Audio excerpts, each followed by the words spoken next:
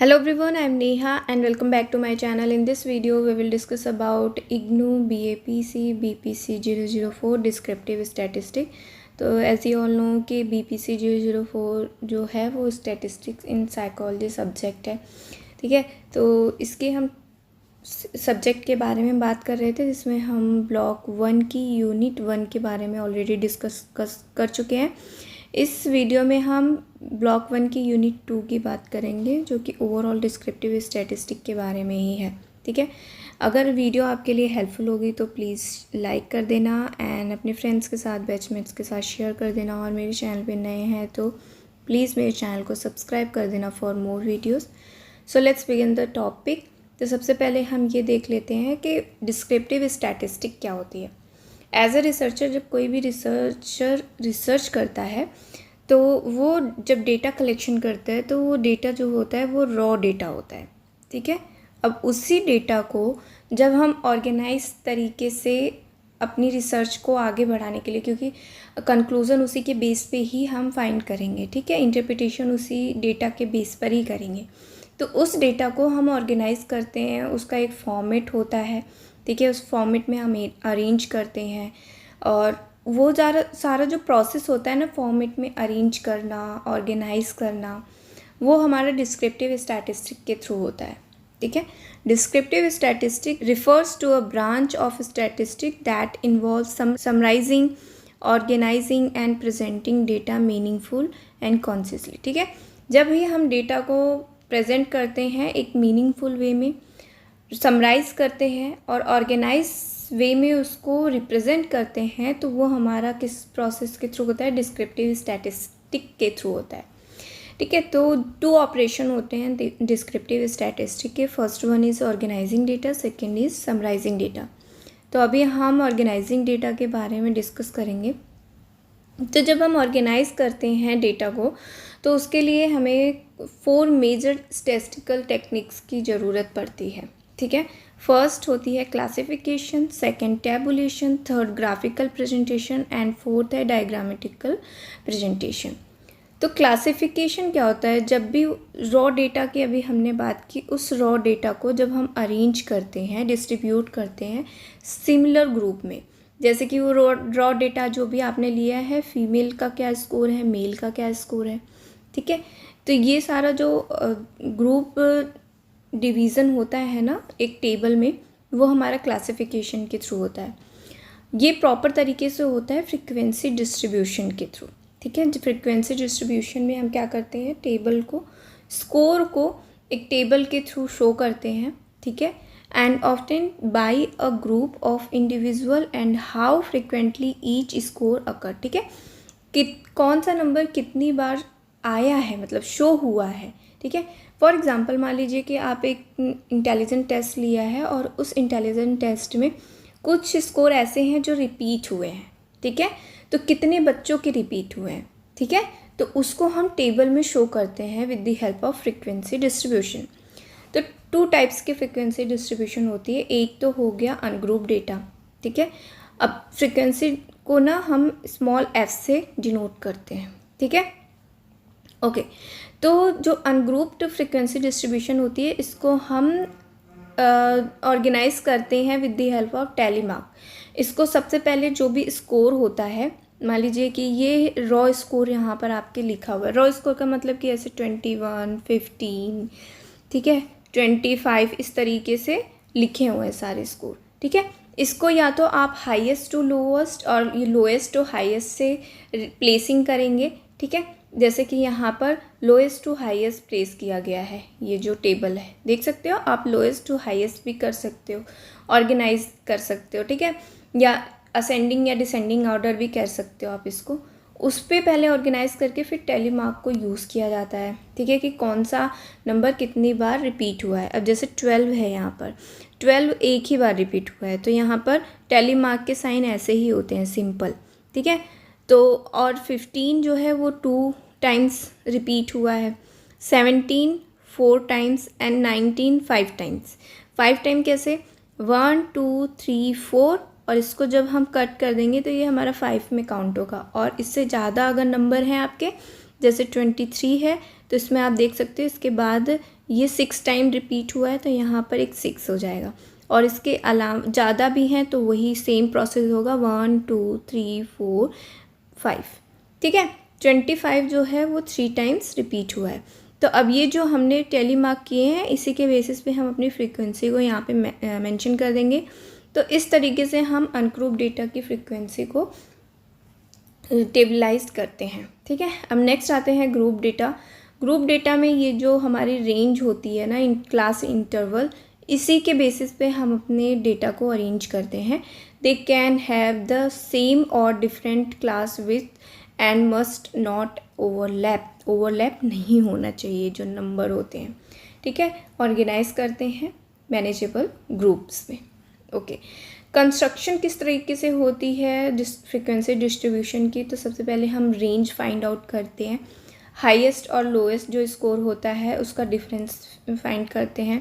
Then हम the number of class interval, कितने number होने चाहिए क्लास इंटरवल के।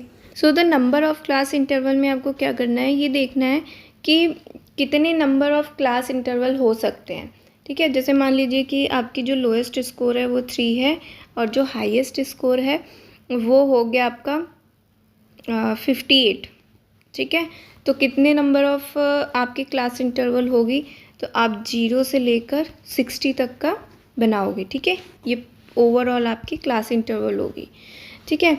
एंड वहीं पर हम बात करें लिमिट्स ऑफ क्लास इंटरवल की, तो लिमिट्स ऑफ क्लास इंटरवल की जो विड्थ है, ये जो हमने 3 और 60 के तक हमें बनानी है, तो इनके बीच में डिफरेंस कितना होनी चाहिए, इनकी साइज़ कितनी होनी चाहिए।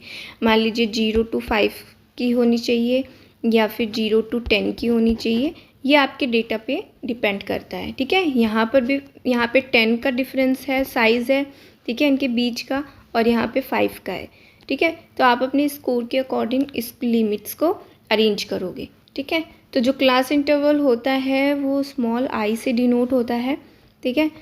क्लास इंटरवल जो है वो same size classes of frequency distribution same size होगी। मान लीजिए कि हमने 3 to 60 का number of class interval select किया है, ठीक है। तो 0 to 5 अगर आप कर रहे हो तो 5 का ही सारे जितने भी 60 तक आप क्लास इंटरवल करोगे उनमें 5 का ही डिफरेंस होना चाहिए। ये नहीं कि पहले में 5 है सेकंड में 10 हो गया, नहीं। अब फर्स्ट में 5 डिफरेंस है तो सेकंड में भी 5 to 10 होगा, 10 to 15 होगा, 15 to 20 होगा। इस तरीके से सेम डिफरेंस होनी चाहिए 5 के। अगर आप 10 का कर रहे हो तो 10 के डिफरेंस होने चाहिए, ठीक है। अब जो विड्थ आ रही है, जो भी हमने अभी 5 डिफरेंस देखा, ठीक है, तो ये जो डिफरेंसेस आ रहे हैं विड्थ जो है ये मस्ट बी डिविजिबल बाय 2 3 5 10 और 20 से डिवाइड होनी चाहिए, ठीक है।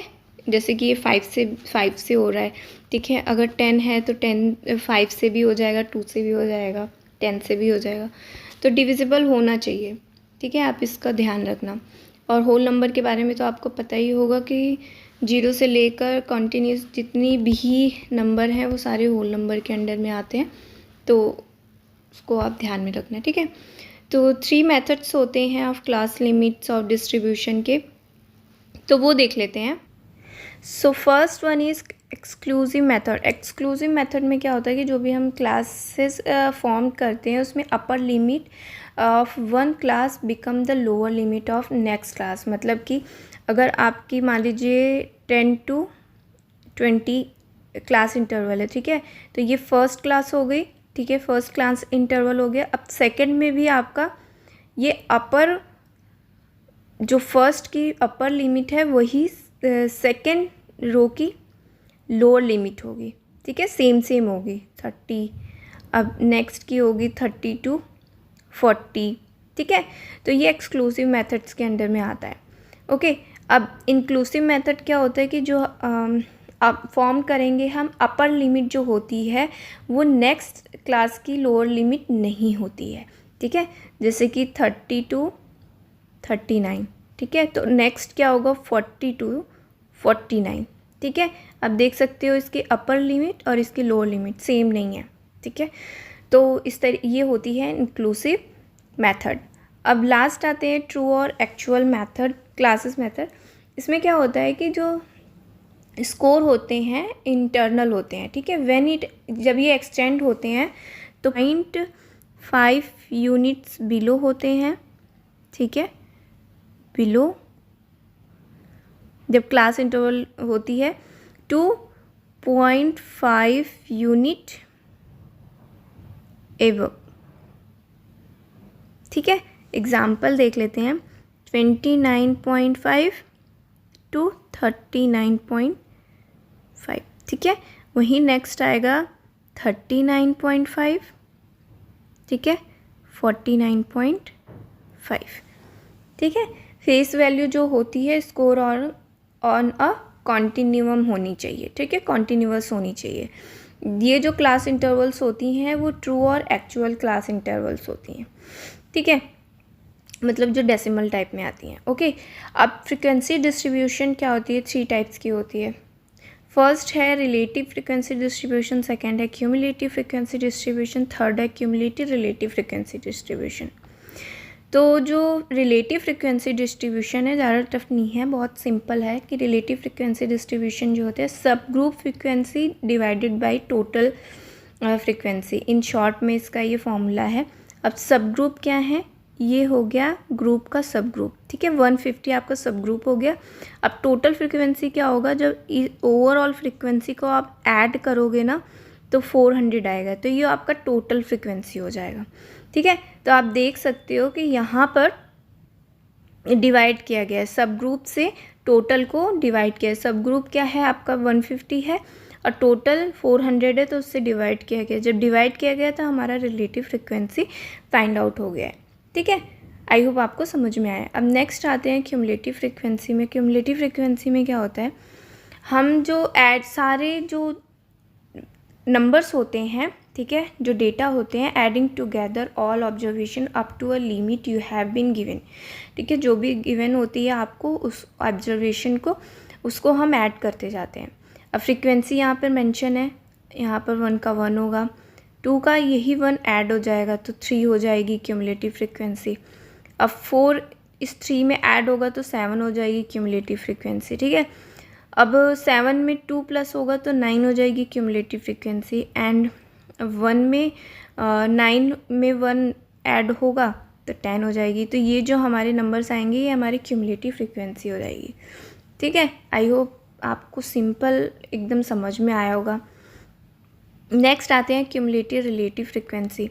अब क्यूमुलेटिव रिलेटिव फ्रिक्वेंसी का ये फॉर्मूला है, cumulative frequency sum of all frequencies, ठीक है, sum of all frequencies, okay. इसमें जो आपकी फ्रिक्वेंसी डिस्ट्रीब्यूशन है ना, इसको जब आप ऐड करोगे तो आपको 50 आएगा, ठीक है। देन आपको क्यूमुलेटिव फ्रिक्वेंसी फाइंड आउट करनी है। तो क्यूमुलेटिव फ्रिक्वेंसी जो हमने प्रीवियस अभी देखा था वो मेथड भी आप यूज़ करते हैं, यहाँ पर इन्होंने पूरा ओवरऑल सॉल्यूशन कर दिया है, ठीक है। तो आप इस तरीके से भी कर सकते हो, ठीक है। अब ये जो आपका आएगा ना, इसमें से आपको ये 50 से डिवाइड करना है। तो जब भी आप 50 से डिवाइड करोगे, क्यूमुलेटिव फ्रिक्वेंसी जो आपकी फाइंड होगी और सम ऑफ ऑल फ्रिक्वेंसीज, ठीक है, चाहे तो ये चाहे ये, इस फ्रिक्वेंसी सेम ही आएगा दोनों का रिजल्ट। तो आप उससे डिवाइड करोगे तो आपको cumulative relative frequency find out हो जाएगा। सिर्फ सिंपल सा है, आपको इस फॉर्मूले पे पुट करना है, ठीक है, आपको फाइंड हो जाएगा cumulative frequency, cumulative relative frequency distribution, ठीक है। आई होप आपको ये पॉइंट समझ में आया हो, ठीक है। The sum of all relative frequencies, okay. चलिए नेक्स्ट चलते हैं टेबुलेशन पे। सो टेबुलेशन एक ऐसा प्रोसेस है जिसमें हम क्लासिफाइड डेटा को प्रेजेंट करते हैं टेबल फॉर्म में। टेबुलर प्रेजेंटेशन होती है डेटा की, ये बहुत ही इंटेलिजिबल होती है, फिट होती है स्टैटिस्टिकल एनालिसिस के थ्रू। ये टेबल बहुत ही सिस्टमेटिक अरेंज होता है, क्लासिफाइड होता है, रो होती हैं, कॉलम्स होते हैं, ऐसे जैसे कि आप इसकी स्क्रीन पर देख सकते हो, जिसमें अप्रोप्रिएट हेडिंग्स होती हैं, सब हेडिंग्स होती हैं। तो जो कंपोनेंट्स होते हैं स्टैटिस्टिकल टेबल के, उसमें table number, table of, title of the table, caption, ठीक है, टाइटल ऑफ द टेबल, ठीक है, कैप्शन और stub, body of the table, head note, foot note and source of data, ये सारे कंपोनेंट्स होते हैं, ठीक है। इसी के बेस पर हम टेबुलेशन को प्रिपेयर करते हैं, मतलब टेबल को प्रिपेयर करते हैं, ओके। ओके, ग्राफिकल प्रेजेंटेशन में देख लेते हैं। इसका जो पर्पस होता है ग्राफिकल प्रेजेंटेशन का, ये फ्रीक्वेंसी डिस्ट्रीब्यूशन को एक सिस्टमेटिक वे प्रोवाइड करता है, जिससे कि जो पर्सन है वो डेटा को देखकर अंडरस्टैंड कर सके कि क्या एक्चुअली में डेटा है। ठीक है, जो ग्राफिकल प्रेजेंटेशन होती है फ्रीक्वेंसी डिस्ट्रीब्यूशन में, frequencies are plotted on a pictorial platform formed of horizontal and vertical lines known as graph। चलिए देखते हैं क्या है। सबसे पहला है हिस्टोग्राम। तो ये मोस्ट पॉपुलर मेथड है जिसमें प्रेजेंटिंग करते हैं हम कॉन्टिन्यूस फ्रीक्वेंसी डिस्ट्रीब्यूशन को इन अ फॉर्म ऑफ ग्राफ। तो इस टाइप ऑफ डिस्ट्रीब्यूशन में क्या होता है कि upper limit of class show होती है is the lower limit of class showing following class. मतलब कि यहाँ पर हमारी क्लास लिमिट शो होती है और यहाँ पर हमारी फ्रीक्वेंसी शो होती है। मतलब ओ और वाई एक्सिस पे हमारी फ्रीक्वेंसी होती है और ओ और एक्स एक्सिस पे हमारी क्लास इंटरवल होती है। और यहाँ पर upper limit of a class is the lower limit of the following class. मतलब कि 0 to 50, अब 50 to 60, 60 to 70। ठीक है, तो ये आपकी हो गई। तो यहाँ पर क्या होगा, 0 यहाँ पर आपका हो जाएगा। ठीक है, एंड 50 होगा। ठीक है, यहाँ पे एंड देन आपका होगा 60। ठीक है, 70। तो ये हो गया आपका upper limit of a class is the lower limit of class. ठीक है, आई होप आपको समझ में आ गया होगा। जो हिस्टोग्राम होता है कंसिस्ट होता है रेक्टेंगल सीरीज़ ऑफ रेक्टेंगल्स। ठीक है, जिसमें जो विड्थ होती है इक्वल होती है क्लास इंटरवल की, जो वेरिएबल ऑन हॉरिजॉन्टल एक्सिस, जैसे कि मैंने बताया कि वेरिएबल्स जो होते हैं वो हॉरिजॉन्टल एक्सिस पे होते हैं और फ्रीक्वेंसी जो होती है वो हाइट पे मतलब कि वर्टिकल एक्सिस पे होती है। ठीक है, ओके। अब नेक्स्ट चलते हैं फ्रीक्वेंसी पॉलीगन। फ्रीक्वेंसी पॉलीगन जो है वो भी ओरिजिनेट होता है फ्रॉम ओ। ठीक है, ओ होता है।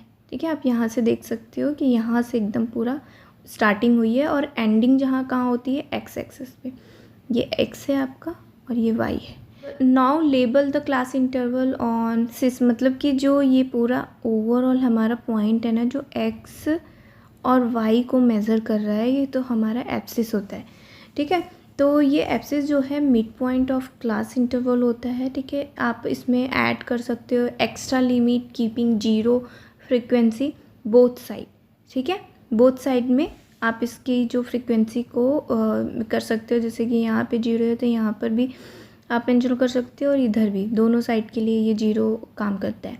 ठीक है, क्लास इंटरवल रेंज के लिए। इसमें जो साइज मेजर होता है वो स्मॉल स्क्वायर होता है। Graph paper depends upon the number of classes जो भी प्लॉटेड हो रही हैं। ठीक है, तो ये होता है जो सिंपल सा। ओके, अब नेक्स्ट चलते हैं फ्रीक्वेंसी कर्व। फ्रीक्वेंसी कर्व को क्यूमुलेटिव फ्रीक्वेंसी कर्व या ऑगी के नाम से भी जानते हैं। ठीक है, तो ये 2 टाइप्स की क्यूमुलेटिव फ्रीक्वेंसी डिस्ट्रीब्यूशन होता है।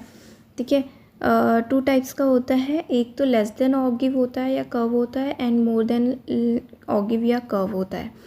ठीक है, जो लेस देन ऑगिव होता है या कर्व होता है वो लेस देन क्यूमुलेटिव फ्रीक्वेंसी होता है, जो प्लॉट होता है against the upper class boundaries. ठीक है, ऑफ रिस्पेक्टिव क्लासेस।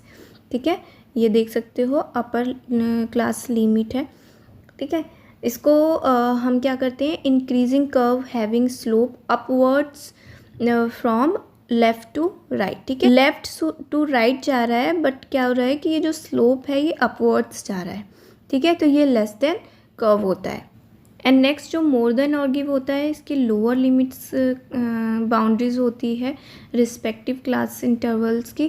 ठीक है, आप देख सकते हो यहाँ लोअर लिमिट्स लिखी हुई हैं। ठीक है, तो ये क्या होता है कि इसका जो स्लोप जाता है वो डाउनवर्ड्स जाता है फ्रॉम लेफ़्ट टू राइट। ठीक है, आई होप आपको ये समझ में आ गया होगा। अब डायग्रामेटिकल प्रेजेंटेशन ऑफ डेटा में जाते हैं, तो इसमें बार डायग्राम, सब डिवाइडेड बार डायग्राम, मल्टीपल बार डायग्राम, पाई डायग्राम और पिक्टोग्राम है। ठीक है, 1 बाय 1 इसको भी देख लेते हैं। तो जो बार डायग्राम होता है ना, ये डायमेंशनल डायग्राम के नाम से भी जाना जाता है। बार डायग्राम बहुत ही ज़्यादा यूज़फुल होता है फॉर कैटेगरिकल डेटा के लिए। बार डायग्राम में थिक लाइन डिफाइन की जाती है और इसको ड्रॉ किया जाता है फ्रीक्वेंसी डिस्ट्रीब्यूशन टेबल में। जो वेरिएबल्स होते हैं वो हॉरिजेंटल एक्सिस पे होते हैं, ठीक है, यहाँ पे, और जो फ्रीक्वेंसी होती है वो वर्टिकल पे होती है, ठीक है। तो इसकी जो हाइट होती है ईच बार की will be corresponding to the frequency और वैल्यू ऑफ द वेरिएबल। ये जो इसकी हाइट है ना, ये आपके फ्रीक्वेंसी डिस्ट्रीब्यूशन और वेरिएबल पे डिपेंड करती है, ठीक है। जितना आपका वेरिएबल होगा, जितनी आपकी फ्रीक्वेंसी होगी, उसी के बेस पे आप उसको ड्रॉ करोगे। ओके, अब सब डिवाइडेड बार डायग्राम में देख लेते हैं। तो जब भी हम सब क्लासिफिकेशन करते हैं किसी भी डेटा को यूजिंग सब डिवाइडिंग बार डायग्राम, तो उसमें क्या करते हैं कि हम ईच कैटेगरी को, सब कैटेगरी को डेटा में क्या करते हैं, डिवाइड करते हैं, शेडेड करते हैं, ठीक है। There will be many shade, ठीक है। आप देख सकते हो पिक्चर्स में कि यहाँ पे बहुत सारे शेड हैं, कलर्स हैं, जो कि सब पोर्शन में ग्रुप ऑफ डेटा में डिवाइडेड है, ठीक है।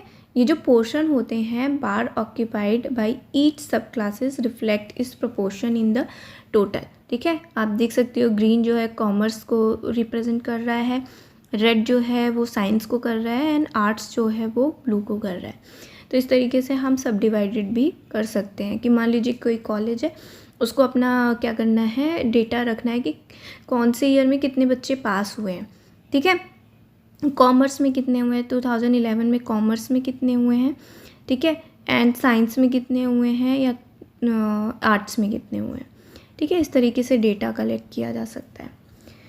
ओके, मल्टीपल बार डायग्राम जो है ये तब यूज़ किया जाता है जब हम कंपैरिजन करते हैं between two or more sets of inter related phenomena or variables को, ठीक है। ये एक सेट होता है bars for person, place or related phenomena, ठीक है।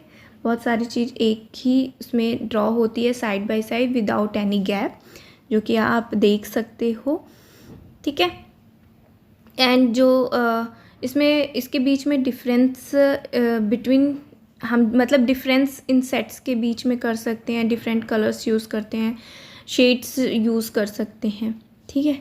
ओके, अब पाई डायग्राम पे आते हैं। पाई डायग्राम आप देख सकते हो कि ये एंगुलर डायग्राम होता है। पाई चार्ट जो डायग्राम होता है ये circle divided into component sector, जो कि करस्पॉन्डिंग होता है फ्रीक्वेंसी और वेरिएबल्स इन द डिस्ट्रीब्यूशन, ठीक है।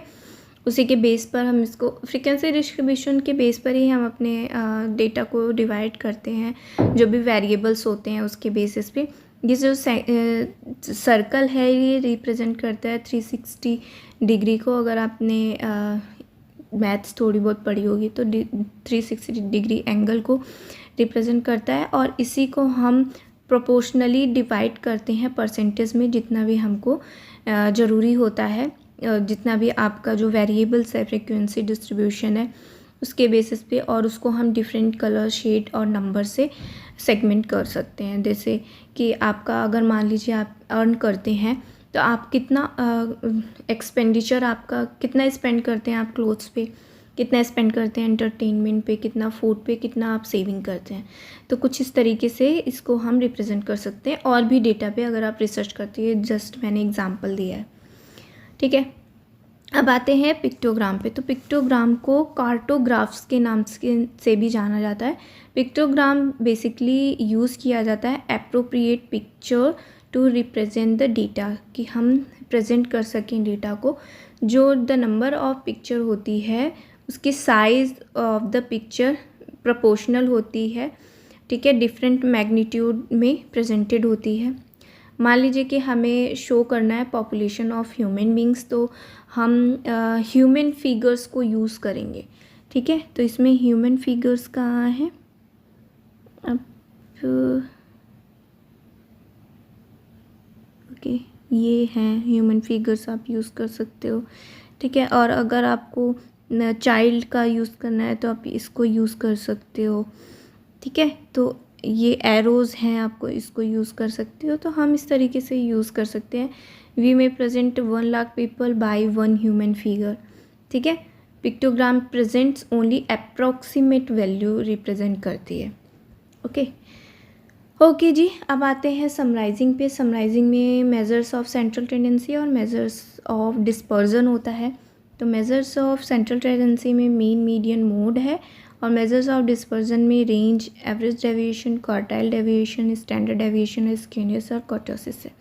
तो इसको वन बाय वन देख लेते हैं। मीन जो है अर्थमेटिक मीन होता है, मोस्ट पॉपुलर है, जो वाइडली यूज़ किया जाता है सेंट्रल टेंडेंसी में।